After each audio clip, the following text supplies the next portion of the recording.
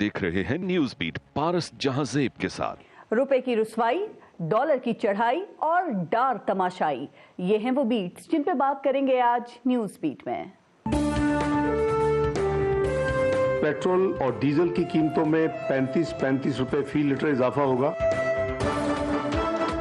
Petrol diesel आलमी market में तेल की कीमत कम है। कौन सी कीमत है? कीमतें इनकी आज उधर पहुंच गई हैं और अभी मजीद और महंगाई आने वाली है।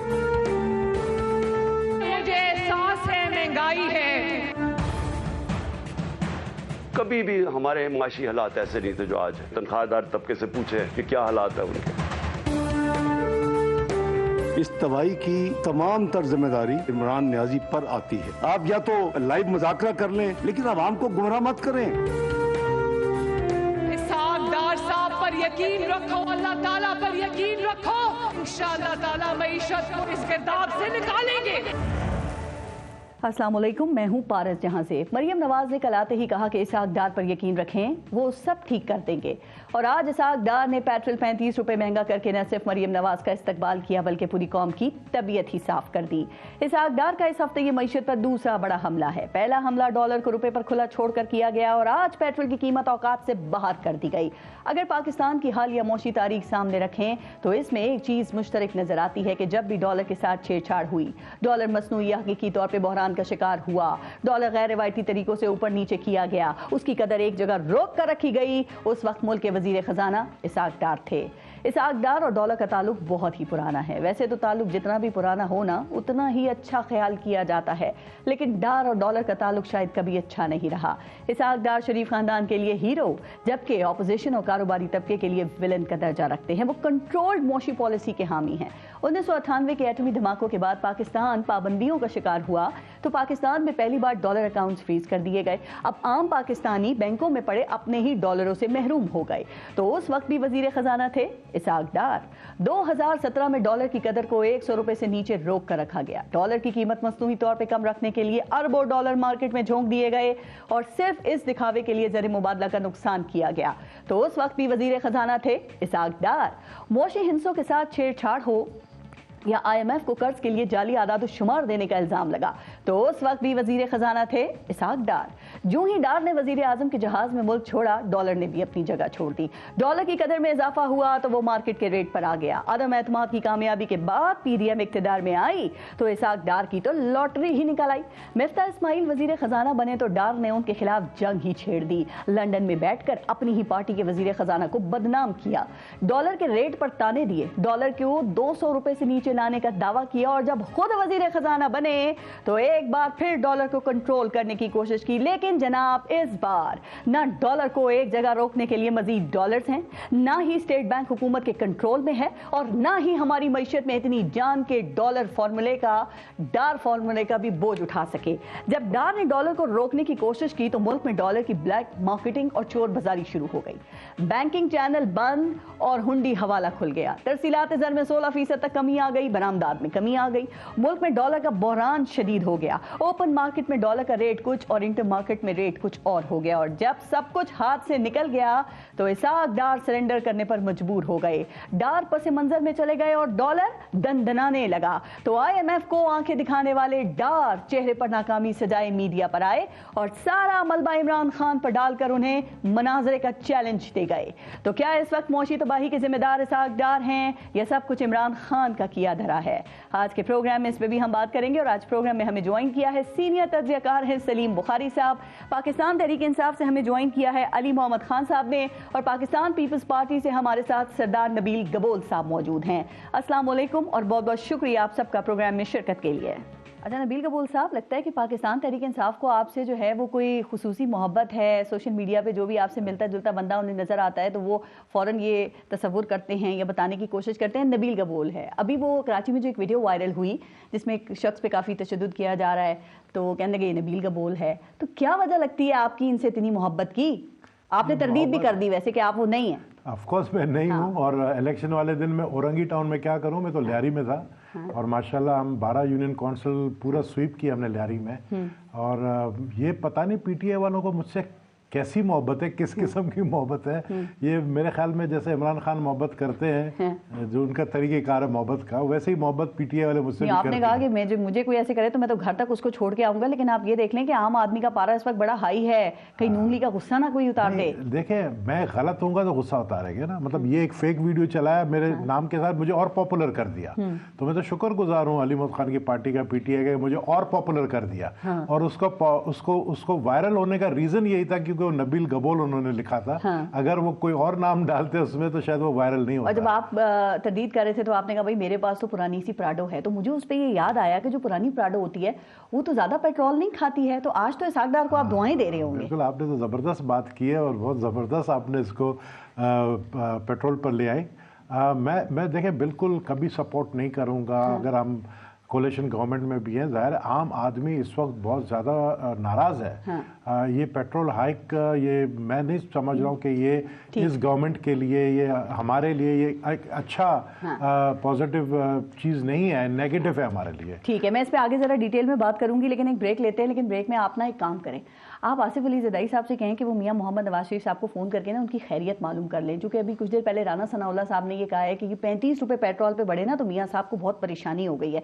याद है कि जब मिफ्ता इस्माइल ने कोई 6-7 रुपये पेट्रोल पे बढ़ाए थे तो उस वक्त मरियम ने एक ट्वीट किया था, मरियम नवाज ने, और कहा कि जी मियां साहब गुस्से में उठ के चले गए हैं इजलास से और मैं भी मुस्तरद करती हूँ इन चीज़ों को। तो उस वक्त जब इतना गुस्से हुए थे तो सोचने की बात है ना कि आज इसहाक डार ने 35 रुपये बढ़ाए हैं, तो आज कितना गुस्से में होंगे मियां मोहम्मद नवाज शरीफ। सही कह रहे हैं आप। तो आप जरूर हमदर्दी करें फिर नून लीग से इस पे, नून लीग से हमदर्दी, खासतौर पे मियां साहब से। मियां साहब को, बल्कि मैं तो मरियम के ट्वीट का इंतजार कर रहा हूँ कि मरियम शायद ट्वीट करेगी इसके ऊपर, और शायद आपका शो देखने के बाद मेरे ख्याल में उनको करना चाहिए ट्वीट। एक ब्रेक लेते हैं, देखते रहिएगा न्यूज़ बीट। सलीम बुखारी साहब, ये पिछली हुकूमतें तो पेट्रोल पंप गिराती थी सर, ये इसहाक डार ने तो एटम बॉम्ब ही ये गिरा रहे हैं, और यही कुछ अगर इन्होंने करना था तो क्या ख्याल है कि ये तो आराम से लंदन में ही आराम फरमाते और मिफ्ता इस्माइल ही यहाँ पे मईशत चला रहे होते। सर आज इन्होंने जो 35 लीटर बढ़ाए हैं पेट्रोल और डीजल पे, कौम तो हिल कर रह गई है सारी। जी बिल्कुल, आपने ठीक कहा है। मेरे ख्याल से ये फैसला जो है ये अल्टीमेटली इनको बहुत भारी पड़ेगा, लेकिन ये पहली दफा नहीं है। ये झटका आपको याद होगा 2 किस्तों में पहले भी लगा था, 30 रुपए और फिर 10 रुपए, 70 रुपए पहले भी बढ़ाई थी, अब ये 35 रुपए 70 फिर बढ़ा दी है। तो ये कैसे सस्टेन कर पाएंगे मेरी समझ से बिल्कुल बाहर है। इन्होंने खुद ही ये प्रोजेक्शन की थी कि जब इसहाक डार साहब आएंगे तो उनके पास एक मैजिक बैंड है जी, वो ऐसे करके वो छड़ी लहराएंगे जादू की और वो सब कुछ ठीक हो जाएगा। तो उनको मेरे ख्याल से वो सारी लेगेसी जो है वो अब खुद इसहाक डार साहब पर भारी पड़ रही है और उनको समझ नहीं आ रही कि वो किस तरफ जाएं। असल में हमारे यहाँ एक जो रवायत पड़ गई है कि जो आज के हुक्मरान है वो साबका को कर्ज करते रहते हैं, जो आने वाले हुक्मरान होंगे वो इनको कर्ज करेंगे, ये सिलसिला जारी है। हाल ये बयानिया कब तक चलेगा, मैं यही जानना चाह रही हूँ। इसहाक डार ने देखे ना इमरान खान को चैलेंज किया, गिराया तबाही का, तो ये जो अभी आपने बात की है ये इन लोगों का बयानिया कब तक चलेगा कि हर पिछली हुकूमत जो हुकूमत करके जा चुकी हो उस पर मलबा गिरा दो? और आप समझते हैं खान साहब को चैलेंज कबूल करना चाहिए इसहाक डार का मनाजरे का? मेरे ख्याल से तो करना चाहिए, इसलिए कि जिस किस्म का आर्गुमेंट उनके पास मौजूद है, जो ग्राउंड रियलिटीज है उस पर कैसे कन्फ्रंट कर पाएंगे इसहाक डार साहब, उनको मुझे नहीं समझ में आती। लेकिन मुझे इस बात पर भी हैरत है कि क्यों इमरान खान साहब ने नहीं कहा कि हाँ मैं चैलेंज का मुनाजरा करना चाहता हूँ, आपके साथ आ जाए, आप बैठ जाए। तो ये होगा भी नहीं है, मैं आपको बता रहा हूँ, इसलिए कि आमने सामने बैठ के कुछ बात करना और बयानियां बना लेना, इसमें बहुत जमीन आसमान का फर्क है और मुझे नहीं लगता कि बहुत जल्दी ये होने वाला है। लेकिन हैविंग सेड दैट, मेरे ख्याल से जो पीडीएम की हुकूमत है उसके लिए ये बहुत तबाहकुन साबित होगा फैसला, और इसके आप असरात जो है आने वाले वक्त में देखेंगे। सर तो ये मईशत के हवाले से खतरे की सुई सलीम बुखारी साहब आप किधर जाती हुई देख रहे हैं सर? क्योंकि आप देखें 1 माह से ज्यादा हो गया चल रही हैं, ये कोई पुरसाने हाल नहीं है, फ्यूल क्राइसिस की स्पेकुलेशंस हो रही हैं, खबरें कई मकामात पे पेट्रोल नायाब हो गया है सर। और क्या होता है डिफॉल्ट होना, और कौमी खजाने में सिर्फ $3 अरब पड़ा हुआ है। जी बिल्कुल, आपने नक्शा नवीसी बिल्कुल ठीक की है, मंजरनामा बिल्कुल यही है। अब तो एक ही सूरत है जिस तरह वो समझ रहे हैं कि अगर 9th रिव्यू जो है IMF के साथ वो कामयाब हो जाता है और IMF से आपको वो जो किस्त है जो वो मिल जाती है, तभी रास्ते खुलेंगे बाकी दूसरे भी जितने भी दोस्त ममालिक हैं या जिन लोगों ने भी जिन मुल्कों ने भी हमारे लिए ऐलानात किए थे, वो सब कुछ इस बात के साथ रुके हुए हैं कि IMF हमें ग्रीन चिट देता है या नहीं देता है। अगर तो वो क्लीन चिट हमें मिल जाती है पारस, तो फिर सूरत हाल कुछ चंद हफ्तों में एक रेडिकल टर्न ले लेती है। लेकिन अगर 9th रिव्यू नहीं होता तो it's a complete destruction. Sir लेकिन सर ये है, आपकी बात ठीक है, 31 जनवरी से IMF के साथ मुज़ाकरात होंगे जो कि 9 फरवरी तक जारी रहेंगे, लेकिन इस दौरान मुल्क की मईशत कैसे चलेगी? आपको लगता है इस हुकूमत के पास कोई प्लान है कि ये $3 अरब में मुल्क की मईशत को चला लेंगे? उस वक्त तक क्या होगा? देखिए ये बहुत बड़ा चैलेंज है, बहुत बड़ा क्राइसिस है। इसको हैंडल कैसे करते हैं इसहाक डार साहब या पीडीएम की हुकूमत? मेरे पास तो इसका कोई ब्लूप्रिंट नहीं है, ना जो कोई रोड मैप इनके पास नजर आता है। मेरे ख्याल से ये उस वक्त तक सिर्फ दुआओं से काम चलाएंगे और तो कुछ नहीं कर सकते। ये सर फिर इनका कोई होमवर्क नहीं लेवल पर सलीम बुखारी साहब, कोई होमवर्क नहीं था ना? सिर्फ इक़्तिदार में आने का शौक था, इमरान खान को घर भेजने का शौक था, कोई होमवर्क इनका नजर आया इनकी कारकर्दगी देखते हुए आपको? अगर ये नाकाम होते हैं जो जिसकी तरफ ये बहुत तेज रफ्तारी से चल रहे हैं, तो यकीनी तौर पे ये लोग मानेंगे भी और लोग कहेंगे भी कि इनका सिर्फ ऑब्जेक्टिव था इमरान खान को हुकूमत से निकालना। इनके पास ना कोई विजन था, ना इनके पास कोई प्लान था। सिर्फ मरियम नवाज की वापसी के साथ मसाइल हल नहीं जा रहे हैं, चाहे वो इस पे मैं आगे बात करती हूँ कि उनकी आप कैसे देखते हैं। मैं इस पे जरा अली मोहम्मद साहब से भी कमेंट ले लूँ। अली मोहम्मद साहब, आज पेट्रोल की कीमत में और डीजल की कीमत में 35 रुपए फी लीटर का इजाफा किया गया है, और आपको भी ये पता है कि इस वक्त अवाम जो है वो इस हुकूमत को किस किस किस्म के अलकाबात से नवाज रही है। लेकिन मुझे ये बताइए कि आज अब ये जो हुकूमत है ये आपकी बोई हुई फसल काट रही है या इन्होंने कोई नई फसल ये बो रहे हैं? बहुत शुक्रिया। बिस्मिल्लाहिर्रहमानिर्रहीम, अल्लाहुम्मा सल्लि व सल्लिम व बारिक अला सय्यिदिना मोहम्मद व अला आलि मोहम्मद। सबसे पहले तो इस प्रोग्राम में जो एक इशू डिस्कस हुआ नबील गबोल साहब पे हमले का, तो वो आपने वजाहत भी की कि कोई और किसी और के साथ वो वाकया था, जिसके साथ भी है वो नामुनासिब है। सियासत में बर्दाश्त होनी चाहिए और सियासी कारकुनों पे दूसरी लीडरान पे हमले नहीं करने चाहिए। इसी तरह जिस तरह अली जैदी साहब पे भी हमला हुआ, हमारे कारकुन वहाँ जख्मी हुए, तो मैं तो समझता हूँ कि ये चीजें मुल्क की सियासत के लिए ठीक नहीं है, बल्कि नबील भाई सीनियर आदमी है और इनको वहाँ भी रोल अदा करना चाहिए। क्योंकि जो उस दिन हुआ अली जैदी साहब पे, वो प्रेस कॉन्फ्रेंस कर रहे थे, वहाँ मामलात खराब हुए, उन पे हमला हुआ। तो ये हर जिस तरफ से भी हो ये चीजें ठीक नहीं है। सियासत में बर्दाश्त हो, आप अपनी बात करें, दूसरे की बात सुने और फैसला अवाम को वोट की ताकत से हम करने दें। काश ऐसा हो। देखें जो आज का मामला हुआ है, मैं आज हल्के में हूँ, गांव में हूँ, क्योंकि कुछ यहाँ मसाइल थे रिश्तेदारों में बीमारी के, तो I had to be here. आज लोगों, मैं आपको ये बताऊं कि पूरा माहौल इंतहाई डिप्रेस रहा, कतई नजर इसके किसका ताल्लुक किस जमात से है। लोगों में मैं एक खौफ देख रहा हूँ। पहले तो परेशानी, खौफ उनकी आंखों में कि देखें मेजॉरिटी जो हमारी मुल्क की आमदन वाले लोग हैं ना, जो लोअर मिडिल इनकम के हैं, लोअर इनकम ब्रैकेट में जो आते हैं, तो 15,000 से लेके 30, 35, 50,000 के अंडर बेशुमार दुनिया हमारे मुल्क में काम करती है, और उनके लिए जो 35 रुपए है दैट मैटर्स अ लॉट। यहाँ पे मैं समझता हूँ बहुत ज्यादती इसलिए है कि इसहाक डार साहब के पास इसका कोई हल नजर नहीं आता। ये कोई हल नहीं है कि आपने पहले तो आर्टिफिशियली मेंटेन रखा, और ये अगर थोड़ा सा अगर आपको मैं पीछे ले जाऊं, जब हमारी हुकूमत आई तो आते जो हमारे वो थे हफीज शेख साहब और फिर शौकत तरीन साहब भी, उन्होंने ये जो आर्टिफिशियली आप मेंटेन रखते हैं ना उसको खत्म किया, और ये बात हमने की, और असद उमर साहब के टाइम से भी, और ये था इसकी हमेशा हम ये बात करते थे। इसका स्टार्ट जो है वो हमने नहीं लिया था, वो मिफ्ता इस्माइल ने लिया था। मिफ्ता इस्माइल साहब ने 2017 में जब उनकी हुकूमत वो पहली वाली मियां साहब की खत्म हुई, जब ये आए एज एन मिनिस्टर फाइनेंस, तो अब ये सर वैसे आपके असद उमर टाइम जाया किया था, डिले किया था, वरना उनको क्यों हटाया गया था? देखें अभी हम ब्लेम गेम की तरफ चले जाएंगे, बहुत सारे सवालात अभी नबील गबोल आपकी तरफ थ्रो कर देंगे कि जब आपकी हुकूमत जब आपको मिली थी तो उस वक्त जीडीपी कितना था, महंगाई की शरह कितनी थी, शरह सूद कितना था, ज़र मुबादला कितना था, कर्जे कितने थे, और उसके बाद फिर आप जब हुकूमत छोड़ी तब कितने थे? सर अपने 3.5 साल के का हिसाब दे देना आप, ये अपने 8 माह का दे दे। मैं हाजिर हूँ। देखें कीमा बन गया आवाम का, आप लोगों का ब्लेम गेम नहीं खत्म होता। सुने ना, आपका वैसे इतना माशाल्लाह लंबा भाषण चलता है, थोड़ा हमारा भी भाषण देना पड़ता है ना सर, भाषण क्यों आती है आपको? वैसे ही अवाम की खिदमत के लिए तैयार रहना चाहिए। अवाम का कीमा बन गया, मुल्क बंद होने को है, आप लोग ब्लेम गेम से नहीं निकल रहे। कितनी अच्छी बात। मेरी बात सुनिए, देखें जी जी, आपने कर ली बात, अब सुन लीजिए थोड़ा सा।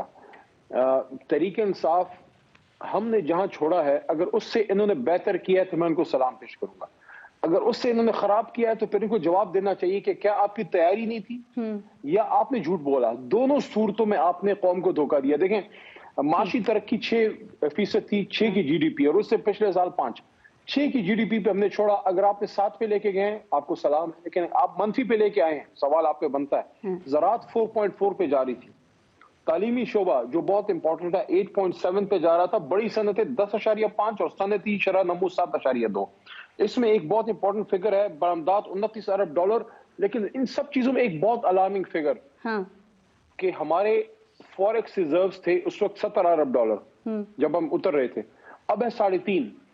मुकाबले में बॉर्डर पार हिंदुस्तान देखें $500 अरब से ज्यादा है। $500 अरब से हमसे सिर्फ 5 गुना बड़ा मुल्क है। सर मुझे $500 अरब से ज्यादा, ये उन सब लोगों पे क्वेश्चन मार्क है। हम तो 3.5 साल में आपको ही करके देंगे, 6 की जीडीपी चलता हुआ छोड़ गए। जब आपकी हुकूमत गई फरवरी में, खान साहब को पेट्रोल की प्राइस कम करनी चाहिए थी सर, उस वक्त 20 रुपए बढ़ाना चाहिए थे। खान आप लोगों को पता चला आपकी हुकूमत जा रही है तो आपने उस वक्त पेट्रोल की प्राइस कम कर दी, जिसकी वजह से फिर पूरे मुल्क को मुश्किलात का सामना करना पड़ा।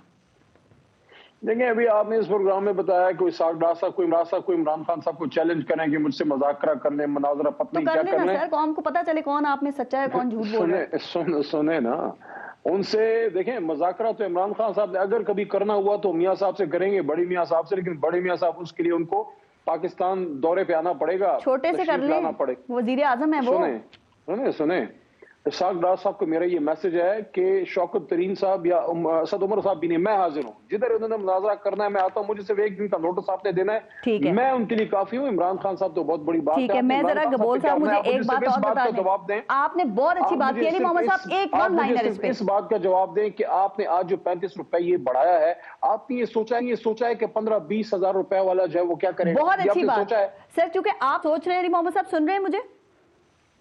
अच्छा अली मोहम्मद साहब को कनेक्ट कीजिएगा जरा, क्योंकि मैं ये पूछना चाह रही हूँ कि इस वक्त अली मोहम्मद साहब आवाज आ रही है आपको?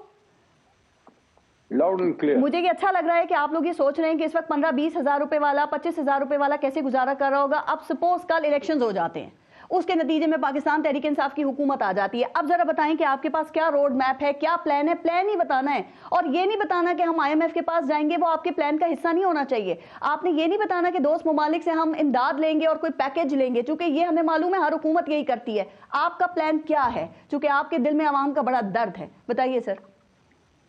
देखिए 2019 में आपका फॉरेक्स रिजर्व कितना था? ये क्या 3.5-4 को टच नहीं? उधर से उठा के सुन तो लिया करे ना आपने, जो है अपना जो है क्लाशनकोव की तरह स्टार्ट हो जाती है। देखें 2019 में जब हम आए,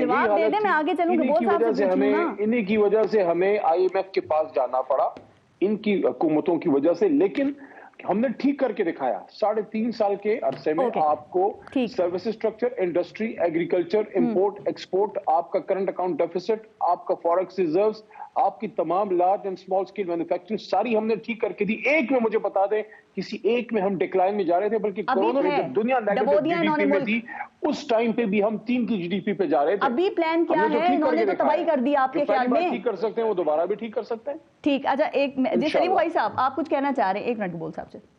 सलीम बुखारी साहब आपको नजर आ रहा है इनके पास कोई प्लान, या मौजूदा हुकूमत के पास प्लान, ये ऐसे ही आसरे देंगे? मैं अर्ज करूं आपसे, जो अली अहमद साहब ने कहा है, मैं उनकी बात को थोड़ा सा दोहराना चाहूंगा और जवाब चाहूंगा उनसे। उन्होंने कहा कि हमने कहाँ डॉलर छोड़ा था, हमने कहाँ पेट्रोल छोड़ा था, तो ये भी तो साथ ही बता देता था कि आपको मिला कहाँ था, कितने पे मिला था, कितने पे आपने छोड़ा। अगर आपको याद नहीं है तो मैं करा देता हूँ आपको।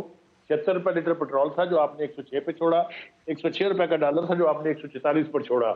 तो ये एहसान जो है हर आने वाली हुकूमत जो है अवाम के ऊपर कर रही है और उनकी बर्बादी का बायस बन रही है। अभी भी आपके पास कोई कैटेगोरिक प्लान किसी के पास भी नहीं है, न इस हुकूमत के पास है, न आपके पास है। मुझे बताइए, आप कन्विंस कीजिए कि आप आने के बाद कौन से वो 3 इकदाम करेंगे कि लोगों की जिंदगी अचानक जो है वो शादाब हो जाएगी? बिल्कुल नहीं। आप झूठ बोलेंगे अगर ये कहेंगे तो। आपको कुछ पता नहीं है किसी को भी कि कहाँ जाना है। यही वजह है कि आप लोगों ने कभी अवाम के इंटरेस्ट का कोई फैसला किया ही नहीं है, चाहे वो पीपल्स पार्टी थी, चाहे वो ये मुस्लिम लीग नवाज है, चाहे आप हैं। मानिए ये फेल्योर है हमारी रिजीम्स का, सक्सेसिव रिजीम्स का।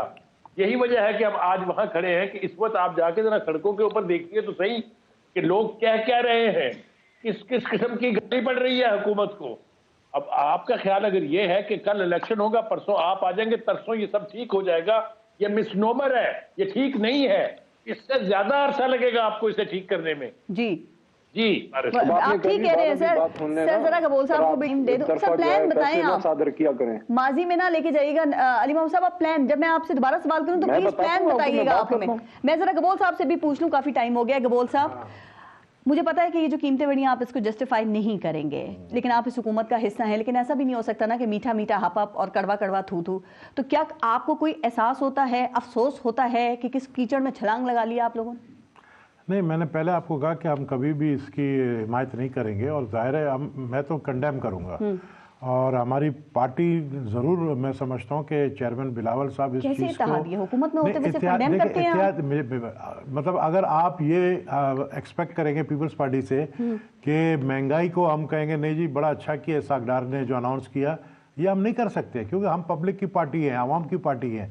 हमें इस वक्त लोकल बॉडीज इलेक्शन में जो पजीराई मिली है कराची के अंदर, पीटीआई को कितने सीटें मिले और पीपल्स पार्टी को मिले, मशवरा नहीं करते जरदारी साहब से कि हम पैटर्न में इतने बढ़ा रहे हैं। पहले भी जरदारी साहब ने कहा था मशवरों के बगैर फैसले करते हैं। मैं बिल्कुल इस पे नहीं आऊंगा कि वो मशवरा करते हैं नहीं करते हैं, लेकिन मैं समझता हूं कि पीपल्स पार्टी, जिस तरह मरियम नवाज ने पिछले अपने जो मुफ्ता इस्माइल के रिएक्शन दिया था, रिएक्ट किया था और ट्वीट किया था, मैं समझता हूं कि ये हुकूमत के अंदर बैठे हुए लोग भी इस वक्त ये बातें कर रहे हैं कि यार ये बड़ा गलत हुआ है। आप भी हुकूमत के अंदर बैठे हुए, याद है पीटीआई के दौर में आप क्या कहा करते थे शोज में आके कि पारस मैंने कराची से इस्लामाबाद की टिकट ली, वो इतनी महंगी थी कि मैं नहीं खरीद सका, मैं उधार पे आया हूँ। तो अब तो दुगनी हो गई है प्राइसेस, अब कैसे आते हैं आप इस्लामाबाद? आज भी कहूंगा कि अगर मैं ये बैठकर कहूँ कि अली मोहम्मद खान साहब की हुकूमत, इमरान खान की हुकूमत ने IMF के साथ जो डील किया, ये जो हमें बेचा है, जिसके नतीजे में ये सब कुछ आज हमें भुगतना पड़ रहा है, तो मैं समझता हूँ कि ये वही एक दूसरे के ऊपर ब्लेम गेम होगा जो जिस पर आप नाराज हो रही हैं और अली मोहम्मद खान जिसको रिएक्ट कर रहे हैं कि मतलब आपके ऊपर कि ये बात देखें। अव्वल तो पारस मेरे ख्याल में किसी की बस की बात नहीं इस वक्त इस सूरत हाल को संभालना। फिर क्या होगा? आपके जो इत्तेहादी हैं वुज़रा, आपके अरकान असेंबली, ये किस मुंह से अवाम के पास वोट मांगने जाएंगे? मुझे एक चीज़ बताए पारस, जहाँ पर इकोनॉमिकल क्राइसिस है, जहाँ पर ये महंगाई हो रही है, वहाँ पर बैठकर आप दो असेंबलियां डिसॉल्व कर रहे हैं और आज आप कह रहे हैं कि बाय इलेक्शंस होने चाहिए। मुझे बताएं कि इस बाय इलेक्शन जो सिर्फ 4 महीने के लिए होंगे, कितना कॉस्ट करेगा? क्या इमरान खान ने सोचा कि मैं ये असेंबलियां डिसॉल्व कर रहा हूँ, इस पर दोबारा इलेक्शंस होंगे, 100 के करीब MNA के इलेक्शंस होने जा रहे हैं, इसमें कितना खर्चा आएगा? क्या ये सोचा? हुकूमत पैसे जमा करेगी, फिर इलेक्शन कमीशन को देगी, फिर इलेक्शन जान छुड़ाएं, इलेक्शन कराएं सर। मुझे एक चीज बताए, जिस मुल्क के अंदर अनसर्टेनिटी है, जिस मुल्क के अंदर इमरान खान बैठकर रोज इस तरह ऐसे प्रेस कॉन्फ्रेंस कर रहा है जिससे ये जाहिर हो रहा है कि मुल्क डिफॉल्ट हो चुका है, ये गलत बात है। ये डिफॉल्ट हो चुका है। आप बताएं डिफॉल्ट से मुल्क बच जाएगा? इस वक्त अब जरे मुबादला के ज़खायर जीरो होने से पहले IMF की किस्त आ जाएगी एक आध, या दुआ करेगी कौम से? खुदा ना ख्वास्ता अगर मुल्क डिफॉल्ट हुआ तो मुझे बताए कि ये आवाम क्या PTI को छोड़ेगी? क्या आवाम पीपल्स पार्टी को छोड़ेगी? क्या आवाम मुस्लिम लीग नून को छोड़ेगी? आपने इनको क्यों घर भेजा था? क्यों डिफॉल्ट? आपने कहा कि हम मईशत को बेहतर करेंगे, महंगाई को कम करेंगे। इन्होंने क्या किया आपके सामने? जाते जाते जो है 20 रुपए कम कर दिया। आपने अभी खुद कहा कि वो मुसीबत करके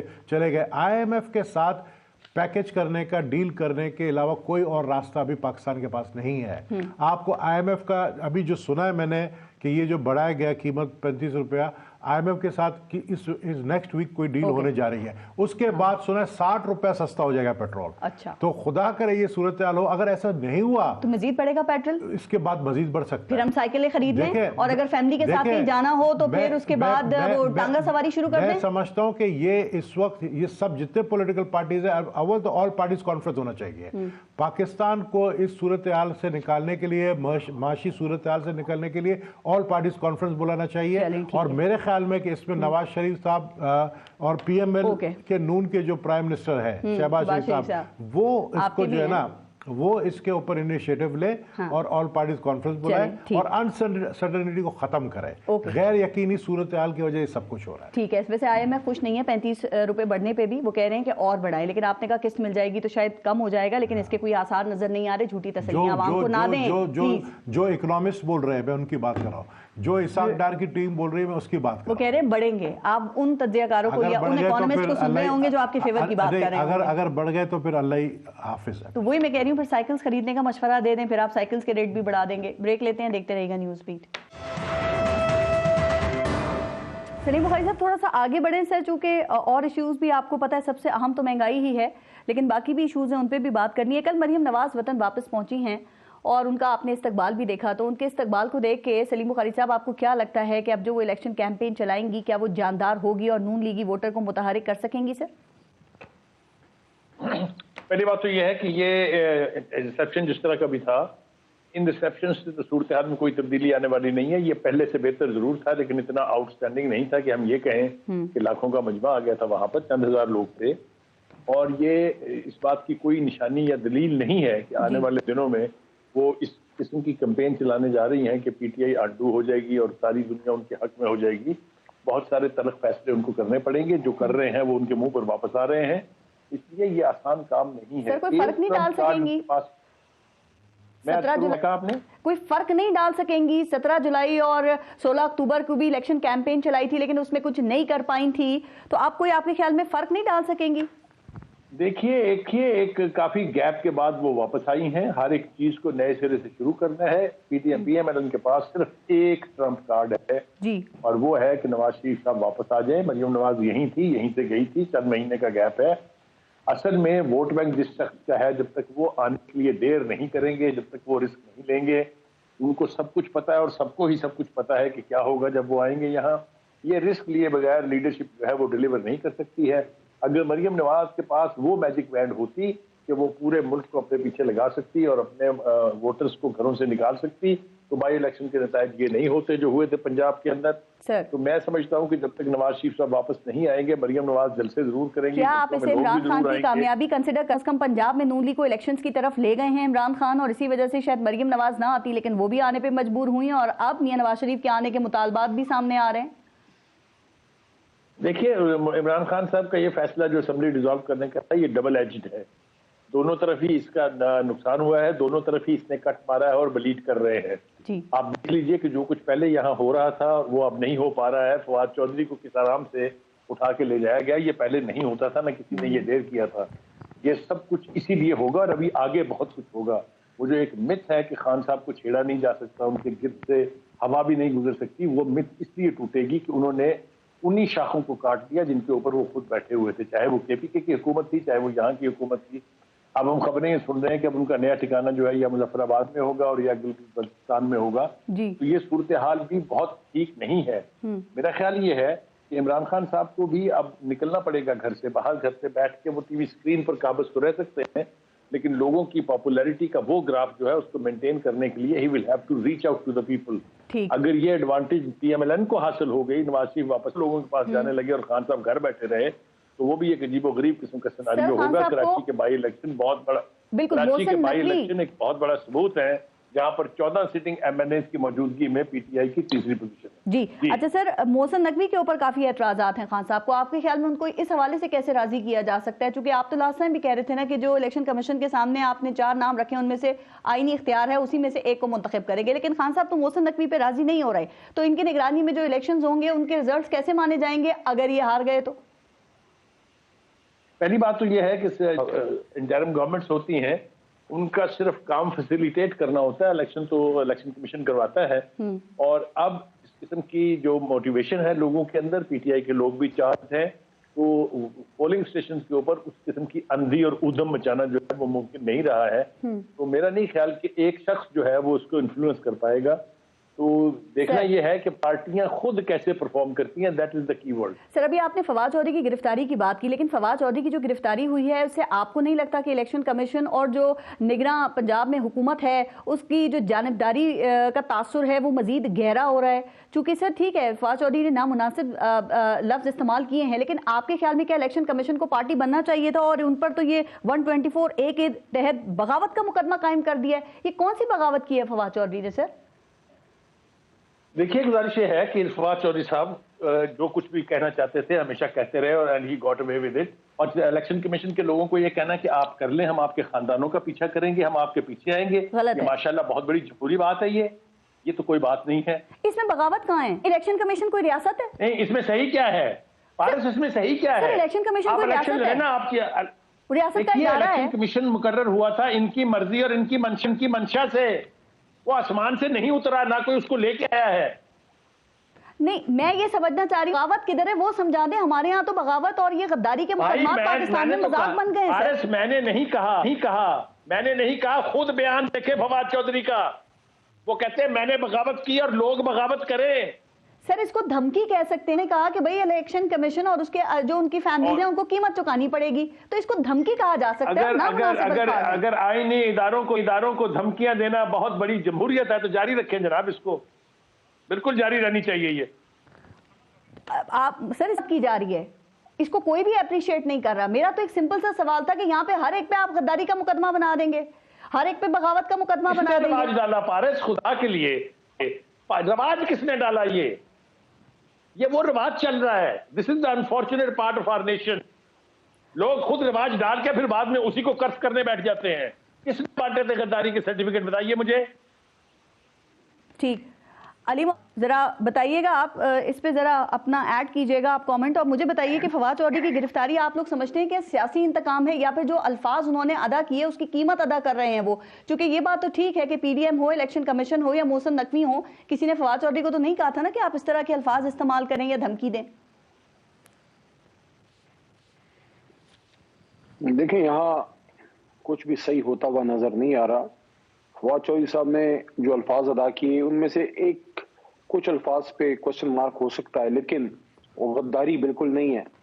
और इस तरह से अगर आप अपने मुल्क के वफादार और मुहिब वतन, मैंने पार्लियामेंट में फवाद के साथ हमने इकट्ठे काम किया है, उसकी बहुत सी चीजों से मैं डिसएग्री करता था, मेरी से वो करता था, लेकिन क्या वो गद्दार है? नहीं, सवाल ही नहीं पैदा होता। वो मुहिब वतन है, he is as loyal Pakistani as anybody can be. ये जो एक चीज है जो हमें अंग्रेज से विरसे में मिली है, वो तो अंग्रेज ने बनाई थी उस वक्त की रियाया को कंट्रोल करने के लिए। पाकिस्तान में तो इस वक्त हमारे जितने 22 करोड़ लोग मौजूद हैं, सब मुहिब वतन है, सियासतदान सारे। लेकिन सलीम बुखारी साहब ने वो आप समझे कि वो कहते हैं खान साहब भी तो इस तरह के इल्जाम लगाते रहे ना, ये गद्दार, फलाना गद्दार, ढमाका गद्दार, तो अब वही इल्जाम आपकी तरफ आ रहे हैं इस वक्त में। देखिए, बुखारी साहब तो मेरे सीनियर हैं, मैं तो बड़ा इनका एहतराम भी करता हूँ, लेकिन उन्होंने एक स्टेटमेंट में दे दिया कि भाई तीनों जमातों में से कोई अवाम के मफाद का फैसला जो है वो नहीं किया। तो मैं तो उस बात को मैं लेके रो रहा था कि आपने ये क्या बात की है कि हमने कोई अवामी मफाद में किसी ने कोई फैसला नहीं किया। हाँ, फैसले हुए, किसी ने गलत किए, किसी ने सही किए। इस वक्त जो सूरत हाल है पाकिस्तान तबाही के दहाने पे, इसका सवाल इनसे जरूर पूछा जाना चाहिए, क्योंकि जिसने छोड़ा है, आपने कहा हमसे सवालात आपने किए, मैंने आपको फिगर्स बताएं कि एग्रीकल्चर में, फॉरेन उसमें, इंपोर्ट में, एक्सपोर्ट में, इंडस्ट्री में, हर चीज में आपकी तरक्की हो रही। दुनिया सारी बंद थी। आपका 3 की जीडीपी पे मुल्क उस वक्त भी कोरोना के दौरान जो चल रहा था। हाँ, ये तो कुछ अचीवमेंट है ना इस मुल्क की। हाँ। लेकिन मैं जो बात दूसरी उस तरफ निकल जाएगी, बात कहीं और। देखिए, फवाद के साथ जो आप कर रहे हो, वो एक सुप्रीम कोर्ट का लॉयर, एक पॉलिटिकल वर्कर है, और जो एक हर चीज पे एक ओपिनियन रखता है। उसके सर के ऊपर आपने जो काला कपड़ा डाल के वो कोई क्या है, वो कोई किसी इंटरनेशनल टेररिस्ट ऑर्गेनाइजेशन का कोई मेंबर है। दूसरी चीज ये है कि उससे हमने क्या वसूल करना है, क्या उससे निकालना है। फिजिकल रिमांड जो दे रहे हैं। उसने एक बयान दिया है जिस पे आपने उस पे गद्दारी का जो है वो केस कर दिया। मजीद गिरफ्तारियां हो सकती हैं पीटीआई में, खान साहब की भी गिरफ्तारी का इम्कान है अली मोहम्मद साहब, और अगर ऐसा कुछ होता है तो आप लोग फिर मेंटली प्रिपेयर्ड हैं कि आगे क्या करना है और कैसे करना है? जी बिल्कुल, हम उसके लिए तैयार भी हैं, और इमरान खान साहब ने ऐसा कुछ नहीं किया कि उनको आप गिरफ्तार करें। अदरवाइज गिरफ्तारियां सियासतदानों की होती भी हैं, लेकिन किसी की मन मर्जी और ख्वाहिश और किसी की अना की तस्कीन के लिए अगर इमरान खान साहब को गिरफ्तार करना है तो उसकी इजाजत पाकिस्तानी कौम नहीं देगी। दूसरी चीज, आपने इस सेगमेंट में 3-4 इश्यूज उठाए, मैं जल्दी जल्दी इन पे बात करना चाहूंगा। देखें, ये जो हमारे वजीर आला हैं पंजाब के, क्या अगला इलेक्शन जो 12 करोड़ अवाम के सूबे में होना है वो इंपॉर्टेंट है या एक शख्स इंपॉर्टेंट है? एक शख्स क्वेश्चनेबल है। मैं इलेक्शन कमीशन से बसादा एहतराम अर्ज कर रहा हूँ कि 12 करोड़ के सूबे में आपको एक जो है शख्स नहीं मिला जो उस पे सबको एतमाद हो। यहाँ मिल गया, यहाँ आजम खान एक छोटे सूबे में मिल सकता है। जो 4 नाम जिसे बना किया ना, तो 4 नाम जो दिए गए थे ऑपोजिशन हुकूमत ने, उसी में से चुनना था। कर लेते ना। देखें, हसन अस्करी को 2018 में अली मोहम्मद साहब नहीं लिया गया था। देखें, वो नाम किसकी तरफ से दिया था? वो पीटीआई ने दिया था, और नून लीग ने एक्सेप्ट किया था उसको, क्योंकि इलेक्शन कमीशन का फैसला था। मुझे एक बात बताएं, इलेक्शन कमीशन का बुनियादी काम क्या ये नहीं है कि अगला इलेक्शन ट्रांसपेरेंट हो, क्लियर हो, क्लीन हो और सबको उस पर एतमाद हो? उसके लिए पहली शर्त क्या है?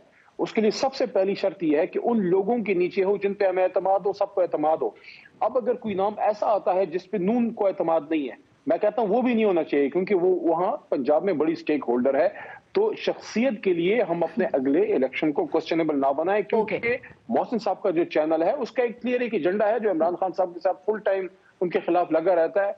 तो इस तरह के कंट्रोवर्शियल लोग जो हैं उनको आप एक सियासी जमात में कोई वजारत तो दे सकते हैं, ठीक है, लेकिन उनसे आप न्यूट्रल काम नहीं करा सकते, ये एक चीज। बाकी जहां तक इस बात का ताल्लुक है कि मरीम बीबी आई हैं वापस पाकिस्तान में, तो बस ठीक है, वो आ गई हैं और आते साथ ही तोहफा लेके आ गई हैं जो 35 रुपए का बड़ा है। तो मेरे ख्याल में उनके साथ ये बरकत हो रही है। एक बात इस पे और, केपीके और इलेक्शन की डेट क्यों नहीं दी जा रही है आपके ख्याल में? जिस इलेक्शन कमीशन को इतना बुरा भला कहते हैं उसने तो खत लिख दिया है गवर्नर्स को कि भाई 2 तारीख इलेक्शन की, क्यों नहीं दी जा रही है? क्यों डिले किए जा रहे हैं आपके ख्याल में?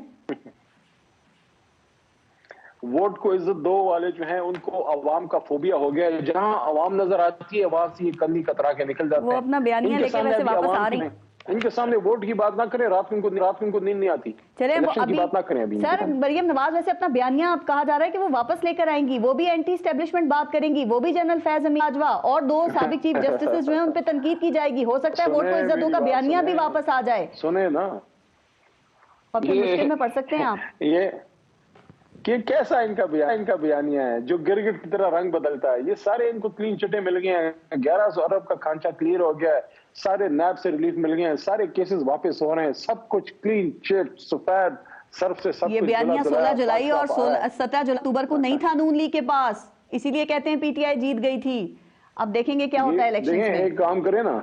एक काम करें फिर आग कर दें, ये शहबाज शरीफ साहब को आग कर दे मुस्लिम लीग नून से। एक तरफ जो है चचा हुजूर बैठ के वो आप पे पेट्रोल के बम गिरा रहे हैं, उधर से वो इनकलाबी बन रही हैं, उनका वर्कर, उनका जो नून लीग का जो वर्कर है वो भी परेशान है, मेंटली वो बेचारा कंफ्यूज हो गया है कि इस तरफ जाए कि उस तरफ जाए। ठीक है गबोल साहब, जो मोहसिन नकवी साहब की बात हो रही है, आपके ख्याल में वो गैर जानिबदाराना किरदार अपना अदा कर रहे हैं? चूंकि उनके ऊपर ये बात हो रही है कि वो आसिफ अली ज़रदारी साहब और नून लीग के साथ बड़े करीबी हैं, खान साहब उनके ऊपर एतराज़ कर रहे हैं इस हवाले से। नहीं, खान साहब इसलिए एतराज़ कर रहे हैं, खान साहब ये समझते हैं कि ये पीपल्स पार्टी है नून लीग के करीबी, लेकिन वो ये नहीं समझ। वीडियो वायरल नहीं होती इसमें ज़रदारी साहब कह रहे हैं परवेज़ ज़रदारी से तुम्हारा रिश्तेदार है, मेरा बच्चा है। ठीक है, हर किसी की दोस्ती है, हमारी बहुत सारे एस्टेब्लिशमेंट के लोगों से दोस्ती है, हमारे बहुत सारे अली मौत खान से मेरी अच्छी दोस्ती है, लेकिन इसका ये मतलब नहीं है कि देखें आपने एक कॉन्स्टिट्यूशन में ये लेकर आए कि जी caretaker chief minister consensus बनेगा, कंसेंसस नहीं हुआ, इलेक्शन कमीशन को इख्तियार है, उससे अपना इख्तियार इस्तेमाल किया। अगर आपको एतराज़ था, इनके पास 3.5 साल हुकूमत थी ना, ये अमेंडमेंट ले आते इस बात के ऊपर, ये कुछ ना कुछ इसके ऊपर लेकर कोई अपनी मर्जी का ये समझते हैं कि हमने अपनी मर्जी का वजीर आला पंजाब में लेकर आए। लेकिन ये देखें बात कौन कर रहा है, इमरान खान, जिसने किसी को नहीं छोड़ा, किसी इदारे को नहीं छोड़ा। पोलराइजेशन, हमारे इस्टेब्लिशमेंट के खिलाफ, मतलब एक शख्स जब तक फैजियाब था सब कुछ ठीक था, जब वो बेफैज हो गया तो सब कुछ बेकार हो गया। आपने देखा सोशल मीडिया पे एक और वीडियो चल रही है जिसमें जो आर्मी चीफ हैं आसिम मुनीर साहब वो निकल रहे हैं खाने काबा से और उनके पीछे मोहसिन नकवी साहब निकल रहे हैं, तो वो सोशल मीडिया पे ये तासुर देने की भी कोशिश की जा रही है जैसे कि इस्टेब्लिशमेंट ने उनको लगवाया है यहाँ पे। देखिए मेरी बात सुने, अभी उंगलियां सबके ऊपर उठेगी, इस्टेब्लिशमेंट पे, पीपल्स पार्टी पे, नून पे। अब ये है कि वक्त आ गया है, अब ये बाई इलेक्शन की तरफ जा रहे हैं ना, ये एक मिनी इलेक्शन है, जा रहे हैं बाई इलेक्शन की तरफ जाना पड़ेगा। कानून क्या कहता है? केपीके और पंजाब ने तो अभी तक इलेक्शंस ही कॉल नहीं हो रहे। देखे ना, लेकिन हमने नेशनल असेंबली का हमने एक्सेप्ट किया 33 सीट्स का जो है नॉमिनेशन। आप लोग नहीं, पीडीएम ने मना कर दिया, हम नहीं लड़ेंगे। क्या पीपल्स पार्टी लड़ेगी वो इलेक्शन? देखे ना, हमने एक्सेप्ट किया है स्पीकर के फैसले को और इलेक्शन कमीशन के फैसले को, वो होने जा रहे हैं। अब पार्टी उसमें पार्टिसिपेट करती है नहीं करती है उसकी बात है। ठीक है, भागते हैं इलेक्शन से, जहां पे आपको यकीन होता है जीतने का वहां लड़ लेते हैं। अभी तक फैसला नहीं, शायद उसके ऊपर अभी बैठ के ये फैसला पीडीएम करेगी, मुझे नहीं पता इस वक्त वो फैसला कर चुकी है नहीं करे। लेकिन अगर इलेक्शन कमीशन ने फैसला किया हम बैठकर ये कहे जी बायकॉट, तो फिर हम भी गलत कर रहे हैं ना। यानी इमरान खान गालियां देने की सियासत किसने शुरू की? इमरान खान को वो शख्स बड़ा पसंद है जो गालियां देता है, जो उसकी पार्टी का हो, और उसको कहता है वेल डन, मरवा दिया शहबाज गिल को।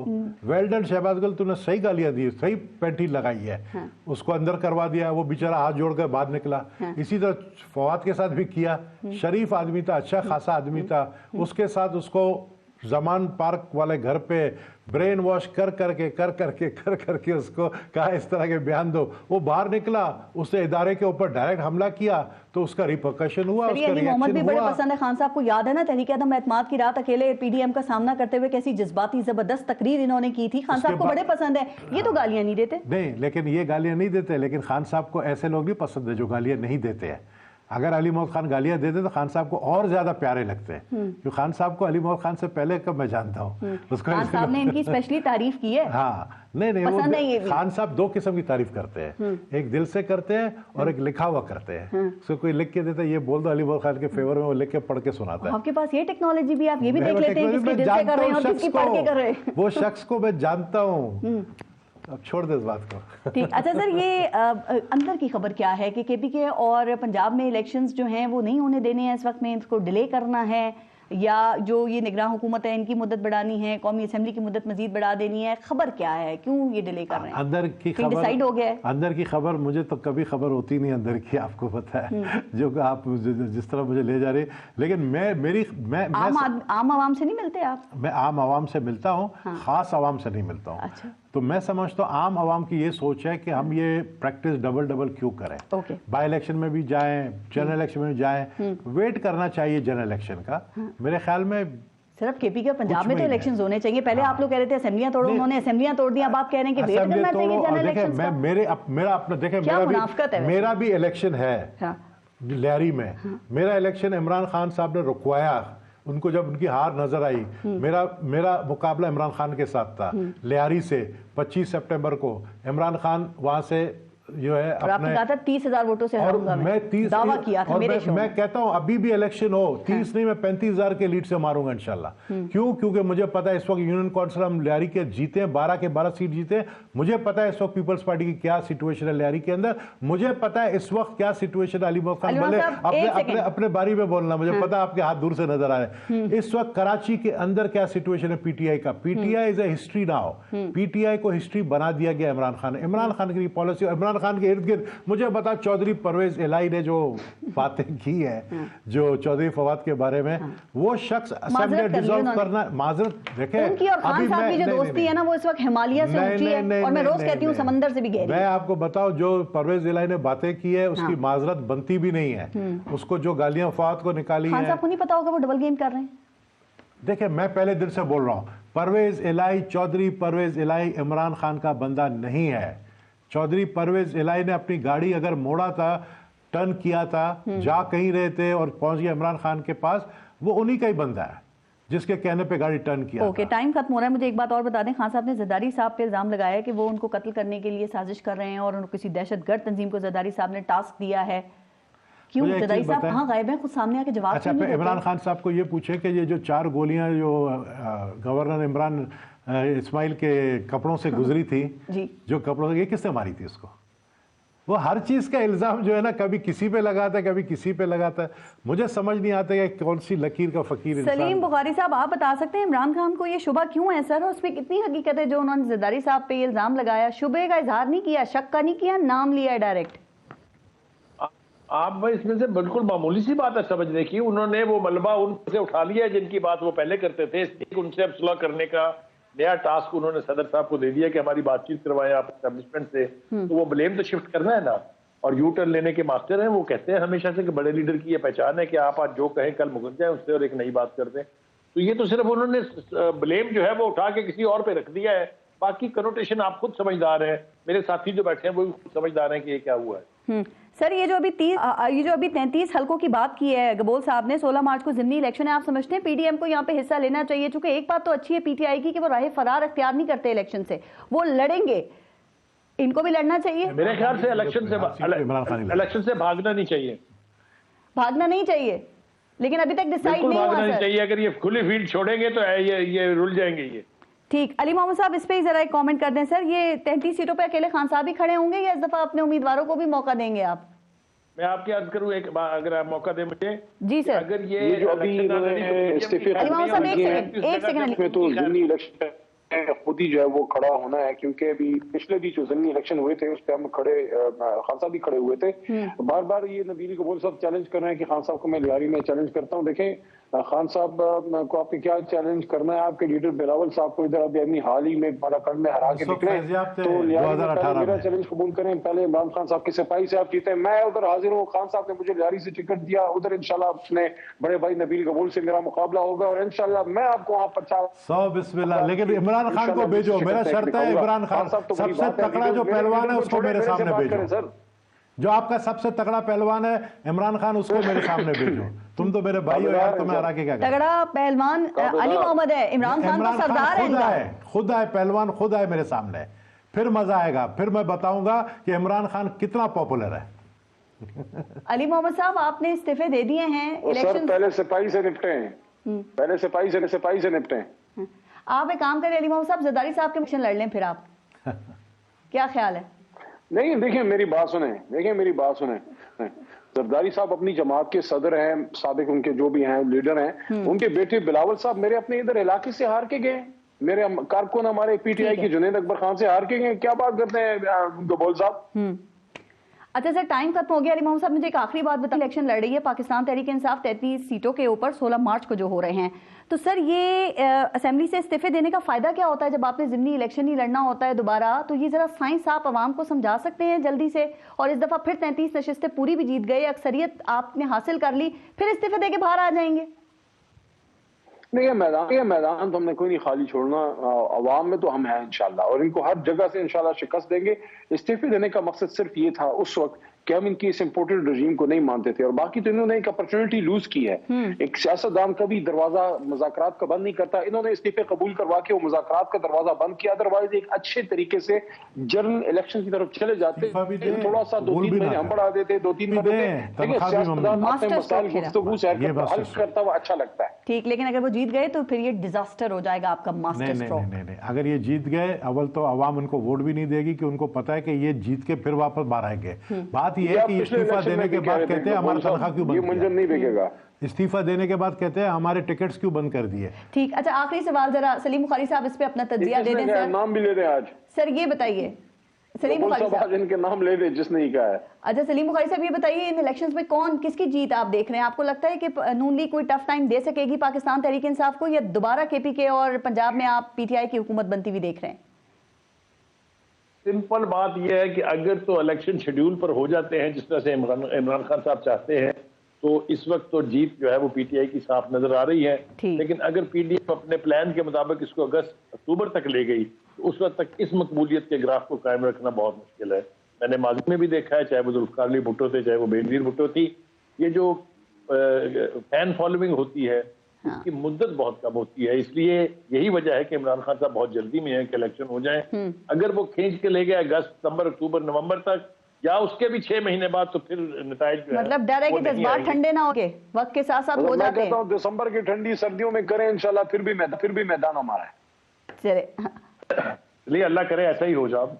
अली मोहम्मद साहब, सलीम बुखारी साहब, आपकी बड़ी कम बातों पे मैं अमीन कहता हूँ, इस पे मैं अमीन कह रहा हूँ। और नबील कबूल साहब, बहुत बहुत शुक्रिया आप सबका प्रोग्राम के लिए। अपना और अपने मुल्क का ख्याल रखिए। पारस जहां से इजाजत दीजिए, अल्लाह के बाद।